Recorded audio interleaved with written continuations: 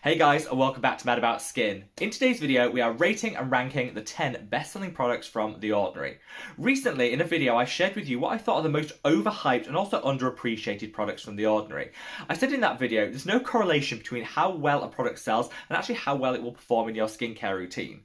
On the back of that, lots of you guys reached out and said, actually Rob, what are the best-selling products from The Ordinary? Unfortunately, that list was leaked online quite recently, and I've got it here today. I'm going to be ranking the 10 best-selling products from The Ordinary using TierMaker. You guys know I can never resist an opportunity to get out TierMaker. We've got 3 categories today. Top tier is going to be the ding ding ding holy grails. These are fantastic products that honestly deserve a place in everyone's skincare routine. The mid tier is going to be you do you. These are the products that if they work for you, continue to use them, but I wouldn't necessarily rush out and grab them for your own skincare routine if you haven't tried them yet. Then finally, we've got the not even at those prices category. These are the total fails that honestly I don't see working for many people's skin types, and I would probably just avoid and look elsewhere for that ingredient. So sit back, relax, let's rank the best-selling products from The Ordinary. Now, before we get into this video, it is always worth remembering that when it comes to skincare, different products and ingredients will work differently on different skin types.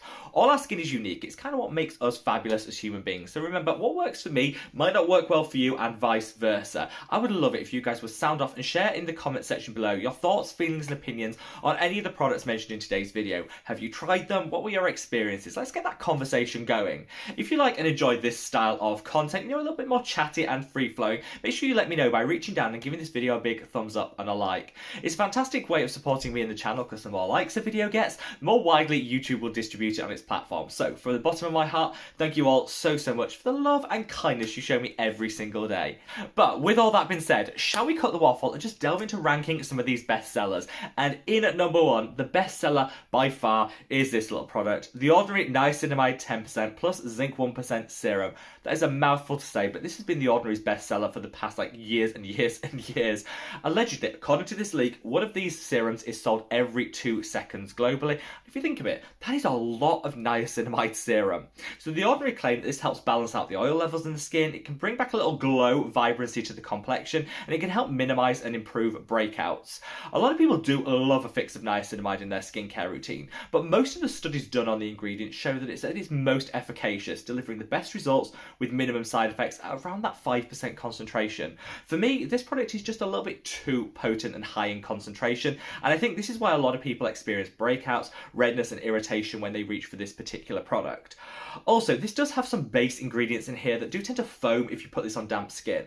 I always say that the best way to get extra value from your serum is to apply it to a damp skin with a little bit of a mist or a toner first. If you do that and then apply this, it turns into this hot soapy mess.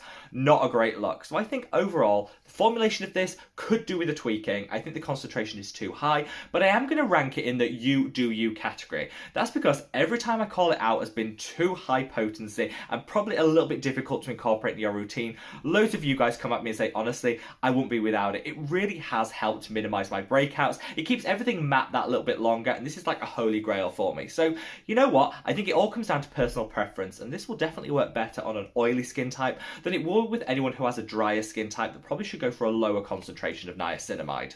Now, in at number 2 is The Ordinary Natural Moisturising Factors plus Hyaluronic Acid. I love this product. It's just a really nice all-round moisturiser. I think brands will often tell us that we have to pay more to get more in terms of the outcomes from our skincare routine, and this just isn't the case, particularly when it comes to moisturisers. What you want your moisturiser to do is just cap everything off, seal it in, prevent some transepidermal water loss, which can dehydrate the skin throughout the day, and also just add a little extra hydration to our lives. Your skin should already be supple, plump and dewy by the time you reach your moisturiser stage. You shouldn't be relying on it to give you all the hydration you need. It's really just the last step to finish everything off to perfection. This is why I say if you're overpaying for your moisturiser, honestly, think again. Invest that coin in the serum steps of your routine where you can get some great benefit and kind of keep it super drugstore and affordable with your moisturiser.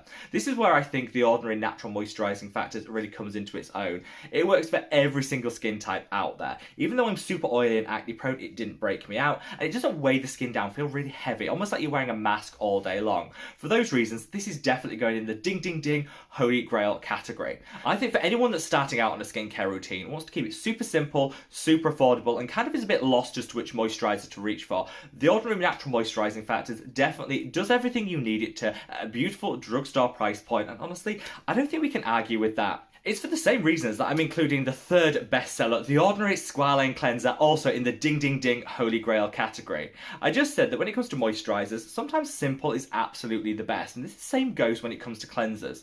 If you think how long you're leaving a cleanser on the skin, 60 seconds at best as you're massaging it in, so any actives that you're putting in your cleanser are going to be washed down the sink along with the dirt, the debris, and all the grime on your face. So I would say probably the best thing to do is keep the bookends of your routine, the cleanser and the moisturiser, super simple and basic and drugstore and affordable, and then plow any extra cash that you have into your serum steps, which is where you're going to get the real extra benefit from. When it comes to how it performs, I think most people are probably going to want to use the Ordinary Squalane Cleanser as part of a double cleanse, because I think on its own it will struggle to remove multiple layers of water resistant SPF or waterproof makeup. However, the flexibility you get with this product means you can either use it as the first step in a double cleanse or the second step. That versatility, flexibility is what I think makes this a really standout product, and you can get it at a ridiculously affordable price point too. For both the natural moisturising factors and the squalane cleanser, I'd say if you can, reach for the 100ml size, which is like 3 times the size of the traditional 30ml. You know, pound for pound, gram for gram, and all of that, you get a much better saving. It's the sort of product that you will absolutely use up and get through, so I think, you know, if your purse will stretch to it, go for the larger size because the savings are really, really good on that. And honestly, I think both of these deserve a place in the bestseller list. Now, in at number 4 is a product that I thought might be a little bit higher on that list, and it's this, The Ordinary Hyaluronic Acid 2% plus B5.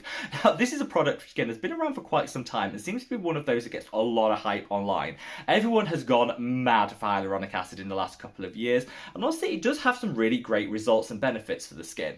It's a humectant, so it draws in and retains moisture within itself, gives the skin a bit of a plumping out, so you get some immediate anti-aging impact, minimising the appearance of fine lines and wrinkles.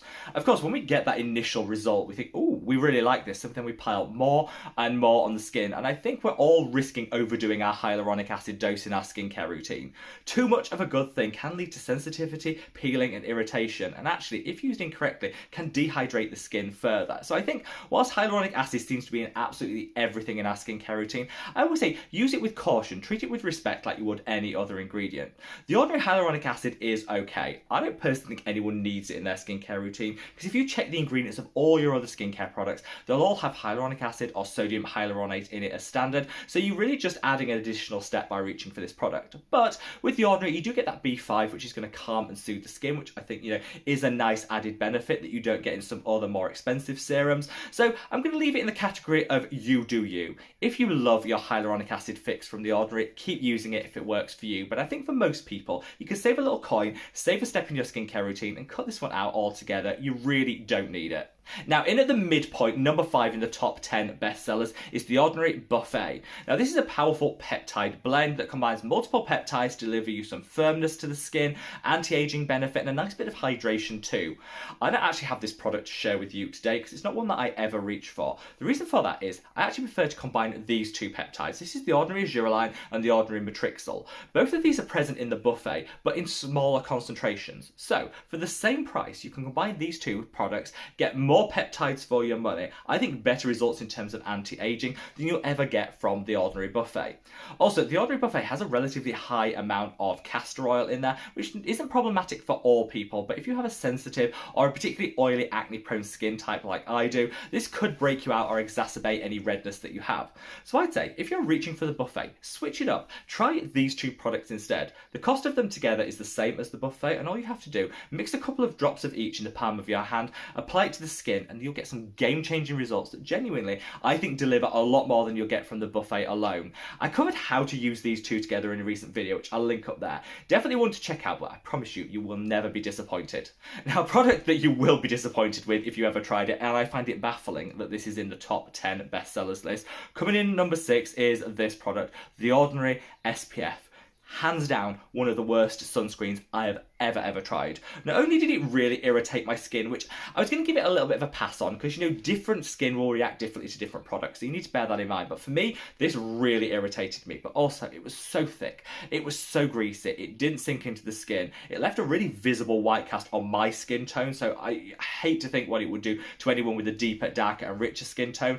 And all told, I just don't get it. I don't know why people will be buying this time and time again, and why it's on the bestseller list. There are lots of amazing and drugstore sunscreens out there. You don't need to put up with this sort of formulation, which honestly, I found myself dreading applying, so I use less than I should. Never a good thing when it comes to sunscreen. I covered some of my recent favourites in a video, which I'll leave a link to up there, so check that out if you want to find your drugstore and amazing sunscreen pairing. But this was a firm pass. I think this is out of date, so I will do a swatch, but I think it is out of date, to be fair, so maybe this isn't a true reflection. But if you see how that goes on the skin, it is so thick, it is so greasy, it's slimy, and it has like a really off-putting odd smell where they've clearly tried to mask some of the chemical scent in this but haven't really done it that well. Not great. Smells of clay, really irritates the skin. It leaves, as you can see, a very noticeable white cast even on my skin tone. So no, this is going firmly in the not even at that price category. Now we're in the tail end of this list, but in at number 8 is the Ordinary Buffet with copper peptides. So I just said earlier that I wasn't a fan of the buffet because I thought you could get better results from combining the Matrixyl and the Azura line. The same really goes for the Ordinary Buffet, where I actually think you get a better performance, you get better anti-aging benefits from reaching for this product, which is the Hyaluronic Sub-Q Skin. This is actually a fraction cheaper than the Ordinary Buffet with copper peptides, and if you read any of the Decium reviews, even things like on the Decium chat room, they'll say actually this is probably a better product in terms of how it's formulated and what it's actually going to deliver. Copper peptides are wonderful because they give the skin what it needs to boost the collagen and elastin production. The more collagen we have in our lives, the more firm and elastic our skin appears, minimizes the appearance of fine lines and wrinkles, and has some great anti-aging benefit. Definitely won't be without my copper peptide fix, but I just find products like this, the Sub-Q Skin, easier to layer and incorporate in my skincare routine, and I've got better results from them. Unfortunately, this product is being discontinued thanks to Decium, which also own the Hyaluronic brand. But if you want to know some other dupes I think would perform better, I'll leave a link to a video I did covering them up there.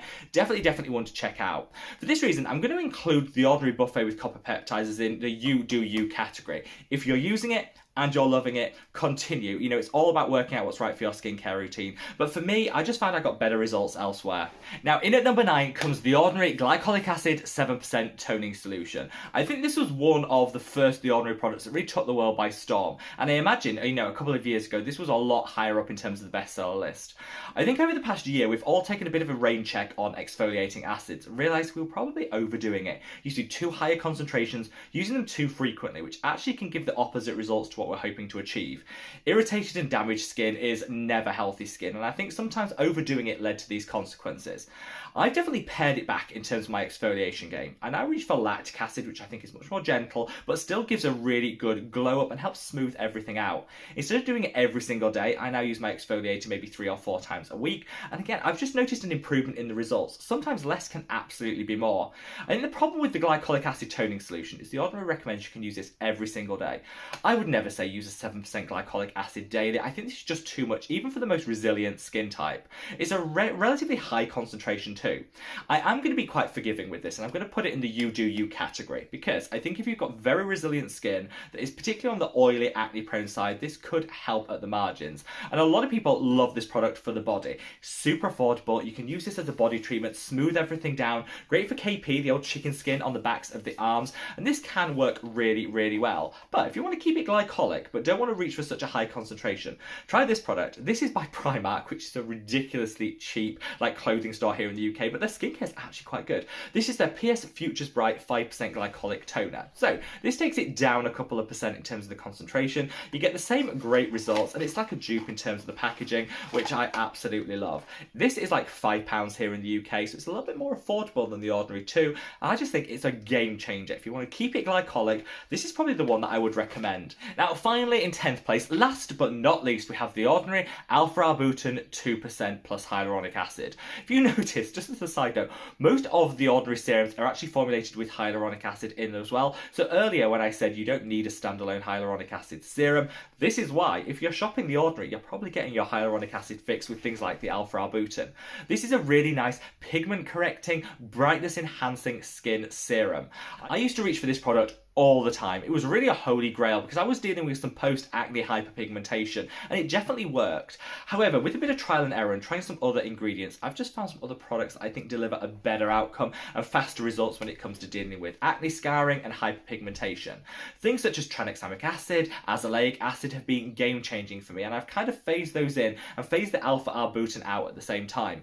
I covered all of this in a recent video explaining the reasons why I've done that shift and why I think it could be beneficial for some other people too. I'll leave a link to that up there, definitely one to check out. There is nothing wrong with the ordinary alpha arbutin, definitely a product that delivers, and over time, if you have that patience, you'll definitely notice a more even complexion, you'll bring a brightness, a glow to the skin, which I'm all about. For a lot of people, this really, really works, which is why I'm ending on a, I don't want to say positive, but we're going to call it a mid, like in a you do you category selection, because I think if you're looking for something that's super affordable, gentle, and can be used in the long term for hyperpigmentation, the ordinary alpha arbutin's where it's at. If you're impatient, want those quicker results, or maybe just dial it up a notch, I think that video I linked earlier will have some better suggestions for you. So there you have it, guys, a rundown of the 10 best-selling products from The Ordinary. I'm a little bit disappointed with this list because all my personal favourites, such as the azure line, the lactic acid, the amino acids, all of these things don't really appear in this list, which is what I was saying in that previous video a couple of weeks ago when I said some of the products from The Ordinary that get the most hype aren't the ones that actually deliver the best benefits and are really deserving of all that praise. Imagine if I looked at this bestsellers list 3 years ago versus today, things would be different. I definitely think, we've focused on lower concentrations of exfoliating acids, which is why you don't see the peeling solution by The Ordinary in this list, and the glycolic acid has definitely slipped a few paces. I think this is good because I think we're all evolving our approach to skincare, taking things a little bit more gentle and seeing the benefits in the long term rather than chasing those quick wins. Share with me any of your personal experiences with these products and any that you were shocked to see not feature in this list. And wherever you are in the world, guys, stay safe, stay well, and love your skin. Take care. Bye!